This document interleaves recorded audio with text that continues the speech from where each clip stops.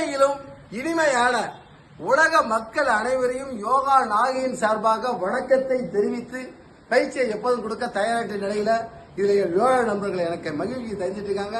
நீங்க நேயர்களும் எனக்கு மகிழ்வை தந்துட்டு இருக்கீங்க. எந்த மாற்றம் இல்லை. உங்களுக்கு தொடர்ந்து பயிற்சியை கொடுக்கணும். எந்த செயல்பாடுகள் இருந்தாலும் இருக்கட்டும்.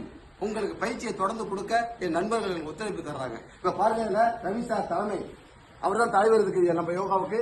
அவரும் அடுத்த குழந்தை, அடுத்த புதிய நண்பர் வந்திருக்காரு. அடுத்த காட்சியில உங்களுக்கு அறிமுகப்படுத்துறேன். இப்ப பயிற்சியை தொடங்க போறேன். பயிற்சியை தொடங்க போறதுல இப்ப நான் செய்ய போற பயிற்சியை நீங்க பாக்குறீங்க.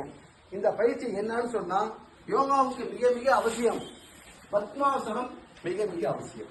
அந்த பத்மாசனத்தை எப்படி செய்வது என்று நான் உங்கள் நேயர்களும் காட்டுகிறேன்.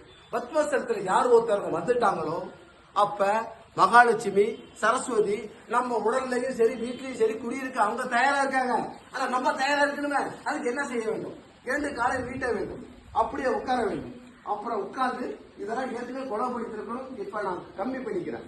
வலது காலை எடுத்து இடது தொடங்கிடும், இடது காலை எடுத்து வலது தொடங்கிடும் போட்டு நிமிர்ந்து உட்கார்ந்து சின்முத்திரையில் உட்கார்ந்து இறைவனை நீங்கள் கூப்பிட்டால் உங்கள் உடலில் இறைவன் குடியிருக்க தயாராக இருக்கிறார். தாமரை, பத்மம் என்றால் தாமரை. தாமரைக்கு வந்துவிட்டாலே உங்களுக்கு சுபிச்சம் எல்லாமே வர வாய்ப்பு இருக்கு. இது எந்த மாற்றமும் இல்லை. நீங்கள் இங்க ஒவ்வொருத்தரும் இன்னைக்கே இதை செய்ய வேண்டும் என்று நினைக்கிறது தவறுங்க. மெதுவா செய்யுங்க, தானா வருங்க. வந்துட்டாலே ஞாபகம் வச்சுங்க, நம்ம மகாலட்சுமி சரஸ்வதி நம்ம அங்க தயாரா இருக்குங்க. அதுக்கு முன்னாடி நம்ம தயாரா இருந்து அனைவரிடத்து விடைபெற வைக்கிறேன். வாழ்கே நடம், வளர்கே யோகா.